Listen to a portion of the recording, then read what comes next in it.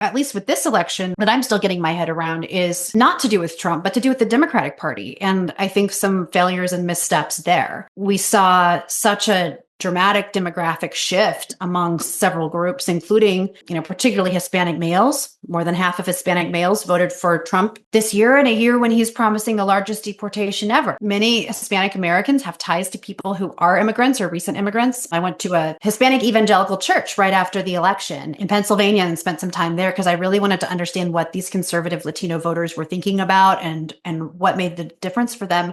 And they talked to me much like the white Trump voters I'd met over the years had talked to me. They talked about cultural issues, concerns about the way that the transgender issue was being discussed on the left, concerns about abortion, and also economic issues. Just the sense that we heard from so many people this election cycle that groceries were just too expensive. It was too hard to get by. And I heard concerns about crime, and specifically, even at that church, crime perpetrated by immigrants. And, of course, we know that immigrants commit crimes at lower rates than citizens, according to analyses by like the Washington Post and so forth. But the message that, for whatever reason, Trump was tapping into, I think, lived experience, real concerns, real fears people were feeling about the security of their finances and their communities. I think Democrats didn't succeed at fully hearing, acknowledging, addressing what people were feeling. And so I think Trump sort of, because of his tendency to speak very in an unfiltered way, in a way that a lot of us might see as lacking nuance,